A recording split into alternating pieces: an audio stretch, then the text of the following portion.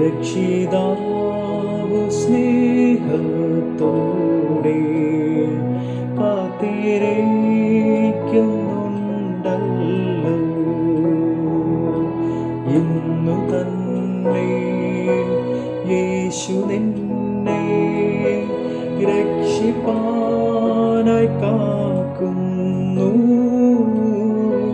ഭയം വേണ്ട, ശങ്കിക്കേണ്ട, വാവങ്കൽ നീയുന്നു. ഭയം വേണ്ട, ശങ്കിക്കേണ്ട, വാവങ്കൽ നീയുന്നു. എത്ര നാൾ വൃഥാവായി ഓടി മനുഷ്യ നിൻ ജീവിതം, ലോകത്തിൻ്റെ ഇമ്പം തേടി പാഴിലാക്കി ഈ വീതം. ഇന്നു തന്നെ യേശു നിന്നെ രക്ഷിപ്പാനായി കാക്കുന്നു. ഭയം വേണ്ട, ശങ്കിക്കേണ്ട, വാവങ്കൽ നീയുന്നു. ഭയം വേണ്ട, ശങ്കിക്കേണ്ട, വാവങ്കൽ നീയുന്നു. കൈക്കൊള്ളാതെ തള്ളും എന്ന് ഒട്ടും വേണ്ട സംശയം. രക്ഷിതാവ് നിന്നെ ഇന്ന് സ്വന്തമാക്കി തീർത്തിടും. ഇന്നു തന്നെ യേശു നിന്നെ രക്ഷിപ്പാനായി കാക്കുന്നു. ഭയം വേണ്ട, ശങ്കിക്കേണ്ട, പാവങ്ങൾ നീയുന്നു. ഭയം വേണ്ട, ശങ്കിക്കേണ്ട, പാവങ്ങൾ നീയുന്നു.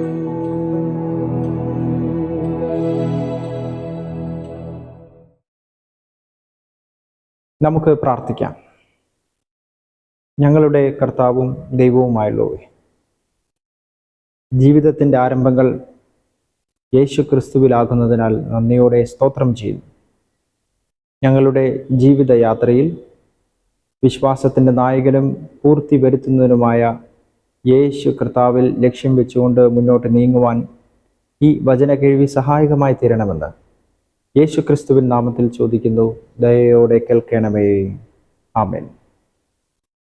കർത്താവിൽ പ്രിയരെ, അഡ്വെന്റ് മെഡിറ്റേഷൻ സീരീസിൻ്റെ 12ാമത്തെ എപ്പിസോഡിലേക്ക് ഏവരെയും സ്നേഹപൂർവ്വം സ്വാഗതം ചെയ്യുന്നു. പുതിയ ആരംഭത്തിനു വേണ്ടി ഓരോ ദിവസങ്ങളും നാം കാത്തിരിക്കുന്നുണ്ട്. നിരവധി തവണ ചിന്തിക്കുന്നു, നാം ആ ആരംഭം, പുതിയ ആരംഭം, ന്യൂ ബിഗിനിങ് നമ്മൾ കണ്ടെത്തി എന്ന്.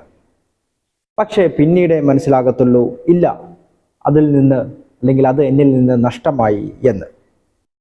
നമുക്ക് എന്നേക്കുമായുള്ള പുതിയ ആരംഭം നൽകിയ ദൈവത്തിലുള്ള വിശ്വാസം നഷ്ടപ്പെടുക എന്നാൽ ഇതാണ് ഉദ്ദേശിക്കുന്നത്. പക്ഷേ നാം മനസ്സിലാക്കേണ്ടിയ അല്ലെങ്കിൽ നാം വിശ്വസിക്കേണ്ടിയ ഒരു കാര്യമുണ്ട്. God has set the beginning for us. ദൈവമാണ് നമുക്ക് ആരംഭം കുറിച്ചിരിക്കുന്നത്. അതാണ് വിശ്വാസത്തിൻ്റെ നിശ്ചയം. അതുകൊണ്ട് ദൈവം എന്താണ് എന്നിൽ ആരംഭിച്ചിരിക്കുന്നത്, അതിൽ നിന്നും വ്യത്യസ്തമായി ഞാൻ പല പല ആരംഭങ്ങൾ കുറിക്കേണ്ടിയ കാര്യമില്ല. ഞാൻ ഒരു പുതിയ ബിഗിനിങ് തുടങ്ങാൻ പോവുകയാണ് എന്നൊന്നും പറഞ്ഞ് നാം അങ്ങനെ മുന്നോട്ട് പോകേണ്ട ആവശ്യമില്ല. We are not supposed to set countless other beginnings of our own. അതുകൊണ്ട് ദൈവം നമ്മിൽ എന്താണോ ആരംഭിച്ചിരിക്കുന്നത് അതിൻ്റെ പിന്നിലേക്ക് നാം ഒരിക്കലും പോകരുത്. പിന്നിലേക്ക് പോയാൽ കൃപയുടെയും വിശ്വാസത്തിൻ്റെയും പാത നമുക്ക് നഷ്ടമാകും. എബ്രായ ലേഖനം 12-ാം അധ്യായം 1 മുതൽ 3 വരെയുള്ള വാക്യങ്ങളിൽ ക്രിസ്തുവിനെ നോക്കുവാനുള്ള ആഹ്വാനമാണ് നമുക്ക് ലഭിക്കുന്നത്. വിശ്വാസത്തിൻ്റെ പൂർവ്വ മാതൃകകൾ ക്രൈസ്തവരായ നമുക്ക് ചുറ്റും ഒരു വലിയ സമൂഹമായി നിലകൊള്ളുന്നു. സാക്ഷികളുടെ ഒരു സമൂഹം എന്നാണ് അവിടെ ഉപയോഗിച്ചിരിക്കുന്നത്. 11-ാം അധ്യായത്തിൽ വിവരിച്ചിരിക്കുന്ന അനേകം സാക്ഷികളുടെ സാന്നിധ്യത്തിലാണ് നമ്മുടെ ഓട്ടപ്പന്തയം നാം പൂർത്തിയാക്കേണ്ടത്. ദൈവം അംഗീകാരം നൽകിയവരാണ് സാക്ഷികൾ, അഥവാ വിശ്വാസം മൂലം അംഗീകാരത്തിന് അർഹരായവരാണ് ഈ സാക്ഷികൾ. ജീവിതമാകുന്ന നമ്മുടെ ഓട്ടക്കളത്തിൽ നാം ഓരോരുത്തരും ഓടുമ്പോൾ നമുക്ക് വലിയ പ്രചോദനവും വലിയ ആവേശവുമാണ് ഇവർ. നമ്മെ വിഷമിപ്പിക്കുന്ന ഒരുപാട് കാര്യങ്ങളുണ്ട്, ഭാരങ്ങളുണ്ട്, പാപങ്ങളുണ്ട്, പ്രതിസന്ധികൾ ഒക്കെയുണ്ട്. എന്നാൽ അവയെല്ലാം നീക്കിക്കളഞ്ഞു വേണം ഈ ഓട്ടപ്പന്തയത്തിൽ നാം ഓടേണ്ടത് എന്ന് ലേഖനകർത്താവ് നമ്മോട് ആവശ്യപ്പെടുന്നു. ഭാരങ്ങൾ നമ്മെ അസ്വസ്ഥപ്പെടുത്തുന്നതാണല്ലോ. ഭാരങ്ങളും പാപങ്ങളും നമുക്ക് തടസ്സം സൃഷ്ടിക്കുന്നു. അത് വിടാനാണ്, അല്ലെങ്കിൽ അത് നീക്കിക്കളയാം എന്നാണ് പറഞ്ഞിരിക്കുന്നത്. ഈ പദം വിടാൻ എന്ന ആ പദം മറ്റെങ്ങും നമ്മൾ ബൈബിളിൽ കാണുന്നില്ല. നിങ്ങളെ പിടിച്ചു നിർത്തുന്ന, നിങ്ങൾക്ക് തടസ്സം സൃഷ്ടിക്കുന്ന, നിങ്ങൾക്ക് സ്വാതന്ത്ര്യം നിഷേധിക്കുന്ന നിങ്ങളുടെ ഭാരങ്ങളും പാപങ്ങളും, അങ്ങനെയുള്ള അവസ്ഥകളും ഒഴിവാക്കി മുന്നേറാം എന്നാണ് ഇവിടെ ലേഖനകർത്താവ് നമ്മോട് പറയുന്നത്. ഒരു ഓട്ടക്കാരിക്കോ അല്ലെങ്കിൽ ഒരു ഓട്ടക്കാരനോ ഭാരങ്ങൾ ചുമന്നുകൊണ്ട് ഓടുവാൻ, അങ്ങനെ മത്സരിക്കുവാൻ പ്രയാസമാണെന്ന് നമുക്കറിയാമല്ലോ. അതാണ് ഇവിടെ ഉദ്ദേശിക്കുന്നത്. കത്തോലിക്ക പരിഭാഷയിൽ നമ്മെ വിഷമിപ്പിക്കുന്ന ഭാരവും പാപവും നമുക്ക് നീക്കിക്കളയാം എന്നാണ് പറഞ്ഞിരിക്കുന്നത്. വിഷമിപ്പിക്കുന്ന എന്ന പദം ഓട്ടപ്പന്തയത്തിൻ്റെ അധ്വാനത്തെ മാത്രമല്ല അത് സൂചിപ്പിക്കുന്നത്. ധാർമ്മികവും ജീവിത ദർശനവും അതിൽ ഉള്ളടങ്ങിയിട്ടുണ്ട്. നിങ്ങളെ വിഷമിപ്പിക്കുന്ന ഭാരങ്ങൾ, നിങ്ങളെ വിഷമിപ്പിക്കുന്ന പാപങ്ങൾ, അത് നീക്കിക്കളയുക. ഓട്ട മത്സരത്തിന് ഇറങ്ങുന്നവർ കഠിനമായ പരിശീലനത്തിലൂടെ പോകണം. അവർക്ക് അച്ചടക്കം ഉണ്ടാകേണ്ടത് ആവശ്യമാണല്ലോ. ആ കാഠിന്യത്തെയാണ് ഇവിടെ വിഷമിപ്പിക്കുന്ന എന്ന പദം കൊണ്ട് ഉദ്ദേശിക്കുന്നത്. അതുകൊണ്ട് പ്രിയമുള്ളവരെ, ക്രൈസ്തവ ദർശനത്തിൽ ആകട്ടെ, ഓട്ടക്കളത്തിലാകട്ടെ, ധാർമ്മിക നിലപാടുകളിൽ ആകട്ടെ, ഇനി അതുമല്ല രക്തസാക്ഷിത്വത്തിലും ആകട്ടെ, സ്ഥിരമായ ഉത്സാഹമാണ് ഏറ്റവും പ്രധാനപ്പെട്ട കാര്യം എന്ന് എബ്രായ ലേഖനകർത്താവ് ജനത്തോട് ആവശ്യപ്പെടുന്നു. അതാണ് സ്ഥിരതയോടെ ഓടുക എന്നതുകൊണ്ട് ഇവിടെ ഉദ്ദേശിക്കുന്നത്. കർത്താവിന് വേണ്ടി സ്ഥിരതയോടെ, കർത്താവിന് വേണ്ടി ജാഗ്രതയോടെ നിങ്ങൾ കാത്തിരിക്കുക. ഈ പ്രയോഗം നമ്മൾ ബൈബിളിൽ കാണുന്നുണ്ടല്ലോ. അതിന് നിലനിൽപ്പ് എന്നോ അല്ലെങ്കിൽ പിടിച്ചു നിൽക്കുക എന്നോ ഈ വാക്കിനെ നമുക്ക് വ്യാഖ്യാനിക്കുവാൻ കഴിയും. അതുകൊണ്ട് നമുക്ക് മുമ്പിൽ വച്ചിരിക്കുന്ന ഈ ഓട്ടം അത് സ്ഥിരമായ ഉത്സാഹത്തോടെ, സ്ഥിരോത്സാഹത്തോടെ ഓടിത്തീർക്കാം എന്ന ആഹ്വാനമാണ് ലേഖനകർത്താവ് നമുക്ക് നൽകുന്നത്. ഒരു അത്ലറ്റിക് ലാംഗ്വേജിലാണ് ഈ കാര്യം ഇവിടെ എഴുതിയിരിക്കുന്നത്. ഗ്രീക്ക് ലിറ്ററേച്ചറിൽ ഈ സ്റ്റൈല് വളരെ കോമൺ ആയിരുന്നു എന്ന് നമുക്ക് മനസ്സിലാക്കാം. നമ്മുടെ ഓട്ടം യേശുവിനെ മുന്നിൽ കൊണ്ടുകൊണ്ട് ഉള്ളതാണ്, അല്ലെങ്കിൽ നമ്മുടെ ഓട്ടം യേശുവിനെ മുന്നിൽ കണ്ടുകൊണ്ടുള്ളതാണ്. മറ്റെങ്ങും നോക്കാതെ, മറ്റാരെയും നോക്കാതെ മുമ്പിലുള്ള യേശുവിനെ മാത്രം കണ്ടുകൊണ്ട് വേണം ഓടുവാൻ എന്നാണ് ഇവിടെ അർത്ഥമാക്കുന്നത്. ഈ ലോകം നിങ്ങളുടെ മുൻപിൽ ഒരുപാട് മാതൃകകൾ അവതരിപ്പിക്കാം. ഈ ലോകം നിങ്ങളുടെ മുമ്പിൽ പല താരങ്ങളെയും അവതരിപ്പിക്കും. പക്ഷേ നിങ്ങളുടെ ലക്ഷ്യം എവിടെയാണ്? യേശുവിലാണ് നിങ്ങളുടെ ലക്ഷ്യം. ആ ലക്ഷ്യത്തിലേക്കുള്ള യാത്രയിൽ നിങ്ങൾക്കുള്ള എനർജി, നിങ്ങൾക്കുള്ള ഉന്മേഷമൊക്കെ അത് എവിടെയാണ്? ഈ ചോദ്യങ്ങൾ ലേഖനകർത്താവ് ഇവിടെ ചോദിക്കുന്നു. ഇവിടുത്തെ പ്രധാനപ്പെട്ട ഒരു കാര്യമുണ്ട്. ക്രിസ്തു എന്നല്ല അവിടെ പറഞ്ഞിരിക്കുന്നത്, പിന്നെയോ യേശു എന്നാണ് ഇവിടെ എഴുതിയിരിക്കുന്നത്. ചരിത്ര പുരുഷനായ നസ്രായനായ യേശുവിൻ്റെ പരീക്ഷണങ്ങളും യേശുവിൻ്റെ സഹനങ്ങളും മരണവുമാണ് ഇവിടെ അർത്ഥമാക്കുന്നത് എന്നാണ് ചുരുക്കം. യേശു വിശ്വാസികൾക്ക് മാതൃകയാണ്. വിശ്വാസത്തിൻ്റെ അടിസ്ഥാനം അതുകൊണ്ട് തന്നെ യേശു ആകുന്നു. വിശ്വാസത്തിൻ്റെ ലക്ഷ്യം യേശു ആകുന്നു. വിശ്വാസത്തിനെ പരിപൂർത്തിയിൽ എത്തിക്കുന്നതും യേശു ആകുന്നു. ലേഖനകർത്താവ് ഇവിടെ സാക്ഷിക്കുകയാണ്, പൂർവികർ, പിതാക്കന്മാർ അവർ പൂർത്തി വരുത്തിയത് അഥവാ പൂർണ്ണത പ്രാപിച്ചത് ക്രിസ്തുവിലാണ്. മൂന്നാമത്തെ വാക്യത്തിൽ പറയുന്നു, നിങ്ങൾ ക്ഷീണിച്ചു പോകരുത്. മനോധൈര്യം നഷ്ടമാകാതെ പിടിച്ചു നിൽക്കുവാനുള്ള ഒരു വലിയ പ്രേരണയാണ് ഇവിടെ നമുക്ക് ലഭിക്കുന്നത്. യേശു പാപികളിൽ നിന്ന് എന്തുമാത്രം സഹിച്ചു അത് ചിന്തിക്കുക. പാപത്തിനെതിരായ ഒരു സമരത്തിലാണ് നാം. അതുകൊണ്ട് ധൈര്യത്തോടെ നിലനിൽക്കുവാനുള്ള ഒരു പ്രോത്സാഹനമാണ് ഇവിടെ നമുക്ക് ലഭിക്കുന്നത്. 10-ാം അധ്യായം 36-ാം വാക്യത്തിൽ നിങ്ങൾക്ക് സഹിഷ്ണുത ആവശ്യം എന്ന് അവിടെ പറയുന്നുണ്ട്. അവിടെ ശാരീരികവും മാനസികവുമായ പീഡനങ്ങൾ അവർ അനുഭവിക്കുന്നുണ്ട് എന്ന് നാം മനസ്സിലാക്കണം. എബ്രായ ലേഖനത്തിൻ്റെ വായനക്കാർ അവിടെ പീഡനത്തിലാണ്. അവർക്ക് നാണക്കേടും അപമാനവും ഒക്കെയും ഏൽക്കേണ്ടി വരുന്നു. പക്ഷേ നിങ്ങളുടെ ഓട്ടം അതിൻ്റെ നടുവിലും സ്ഥിരതയോടെ ഓടുക എന്ന് ലേഖനകർത്താവ് ആവശ്യപ്പെടുന്നു. ചുരുക്കത്തിൽ ചരിത്ര പുരുഷനായ നസ്രയനായ യേശുവിൻ്റെ സഹനവും യേശുവിൻ്റെ പിടിച്ചു നിൽപ്പും നിങ്ങൾ മാതൃകയാക്കുക, പിടിച്ചു നിൽക്കുക. അതിനോടൊപ്പം തന്നെ മനസ്സിലാക്കണം, നിങ്ങൾ ഇത് സ്പോർട്സ്മാൻ സ്പിരിറ്റോടുകൂടെ നിങ്ങൾ ഓടണം. അങ്ങനെ ഓടുക, ഓടി നിങ്ങൾ കിരീടം നേടുക. സഹിക്കുന്ന വിശ്വാസികൾക്ക്, സഹനം ഏൽക്കേണ്ടി വരുന്ന വിശ്വാസികൾക്ക് അവർക്ക് ഏക മാതൃക ക്രിസ്തു ആകുന്നു എന്ന് ലേഖനകർത്താവ് സാക്ഷിക്കുന്നു.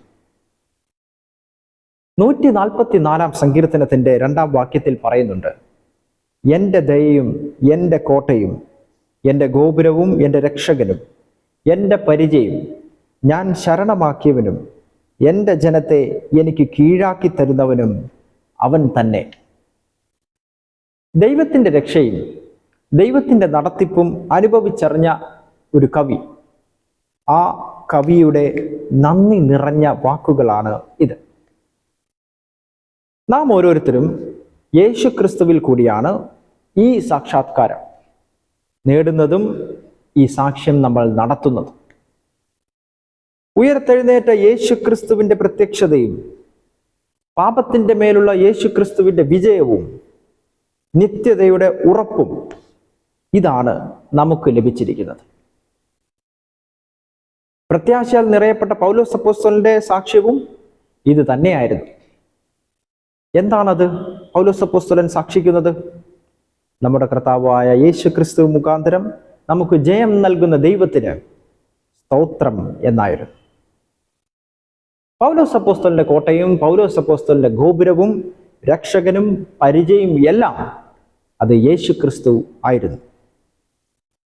പൗലോസ് അപ്പോസ്തലന് തൻ്റെ ജനത്തെ മാത്രമല്ല മറ്റ് സമൂഹങ്ങളെയും വിധേയമാക്കി കൊടുത്തത് യേശു ക്രിസ്തു ആകുന്നു എന്നും നാം മനസ്സിലാക്കണം.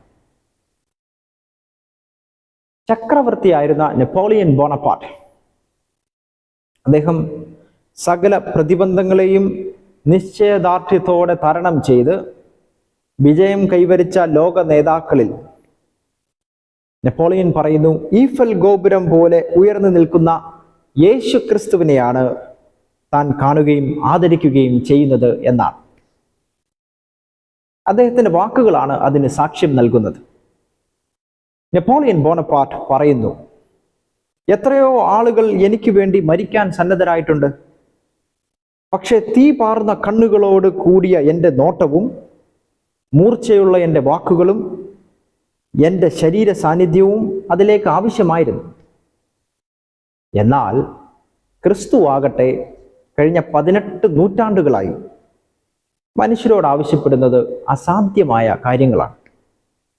ഒരു ഗുരു ശിഷ്യരിൽ നിന്നോ, ഒരു അപ്പൻ മക്കളിൽ നിന്നോ, കാമുകി കാമുകനിൽ നിന്നോ, അല്ലെങ്കിൽ സഹോദരൻ സഹോദരനിൽ നിന്നോ ആവശ്യപ്പെടാത്തതും ആവശ്യപ്പെട്ടാൽ ഒരിക്കലും കിട്ടാത്തതുമായ ചില കാര്യങ്ങളാണ് ക്രിസ്തു ചോദിക്കുന്നത്. തുടർന്ന് നെപ്പോളിയൻ പറയുന്നു, ഒരു വ്യവസ്ഥയും കൂടാതെ, യാതൊരു വ്യവസ്ഥയും കൂടാതെ ഹൃദയത്തെ അവൻ ചോദിക്കുന്നു. അത് പൂർണ്ണമായി മനുഷ്യർ അവന് കൊടുക്കുകയും ചെയ്യുന്നു. കാലങ്ങൾക്ക് വ്യത്യാസമില്ലാതെ, ദേശങ്ങൾക്ക് വ്യത്യാസമില്ലാതെ ആ സ്നേഹത്തിൻ്റെ തീക്ഷ്ണത കുറഞ്ഞിട്ടില്ല എന്നതാണ് എന്നെ അത്ഭുതപ്പെടുത്തുന്നത്. ഒടുവിൽ നെപ്പോളിയൻ ബോണപ്പാർട്ട് ഇങ്ങനെ പറഞ്ഞു, യേശു ക്രിസ്തുവിൻ്റെ ദിവ്യതയെക്കുറിച്ച് എനിക്ക് അംഗീകരിക്കാവുന്ന തെളിവും ന്യായവും ഇതാണ്. യേശു ക്രിസ്തുവിൻ്റെ ദിവ്യതയെക്കുറിച്ച് എനിക്ക് അംഗീകരിക്കാവുന്ന തെളിവും ന്യായവും ഇതാണ്. ഇങ്ങനെയാണ് നെപ്പോളിയൻ ബോണപ്പാർട്ട് അവസാനമായി യേശു ക്രിസ്തുവിനെ വിലയിരുത്തിയത്. എന്നെ കേൾക്കുന്ന പ്രിയമുള്ളവരെ, കാലങ്ങൾ മാറിയാലും ദേശങ്ങൾ മാറിയാലും യേശു ക്രിസ്തുവിൻ്റെ ദിവ്യതയ്ക്ക് ഒരു മാറ്റവും ഇല്ല. യേശു ക്രിസ്തുവിൻ്റെ സ്നേഹത്തിന് യാതൊരു മാറ്റവും ഇല്ല. വിശ്വാസത്തിൻ്റെ നായകൻ അവിടുന്നാണ് എന്നോർക്കുക. പോരാട്ടങ്ങളിലും നിങ്ങളുടെ ഭാരങ്ങളിലും പാപങ്ങളിലും കണ്ണുനീരിലും ഒക്കെ അവിടുന്ന് നമ്മുടെ ദയയും നമ്മുടെ കോട്ടയും നമ്മുടെ ഗോപുരവും നമ്മുടെ രക്ഷകനും നമ്മുടെ പരിചയം ആകുന്നു എന്ന് ഓർക്കുക. അതുകൊണ്ട് ജീവിതം നിങ്ങൾ സ്ഥിരതയോടെ ഓടുക. എല്ലാ ഭാരങ്ങളും, നിങ്ങളെ മുറുകെ പറ്റുന്ന പാപങ്ങളും എല്ലാം യേശു ക്രിസ്തുവിനെ ഏൽപ്പിക്കുക. നമുക്ക് പ്രാർത്ഥിക്കാം. ഞങ്ങളുടെ കർത്താവും ദൈവവുമായുള്ളവേ, ഈ ഓട്ടക്കളത്തിൽ സ്ഥിരതയോടെ ഓടുവാൻ ഞങ്ങൾക്ക് ശക്തി നൽകണമേ. എല്ലാ ഭാരങ്ങളും മുറുകെ പറ്റുന്ന പാപങ്ങളും അകറ്റി നിന്നിലേക്ക് ആകർഷിക്കപ്പെടുവാനും എന്നെ സേവിക്കുവാനും പിൻപറ്റുവാനും ഞങ്ങളെ അവിടുന്ന് പ്രാപ്തരാക്കണമെന്ന് യേശു ക്രിസ്തുവിൻ നാമത്തിൽ ചോദിക്കുന്നു. ദയയോടെ കേൾക്കണമേ. ആമേൻ. എല്ലാവർക്കും ഈ വീഡിയോയുടെ ലിങ്ക് നിങ്ങൾ ഷെയർ ചെയ്യുമല്ലോ. ശുഭരാത്രി നേരുന്നു. ദൈവം നിങ്ങളെ അനുഗ്രഹിക്കട്ടെ.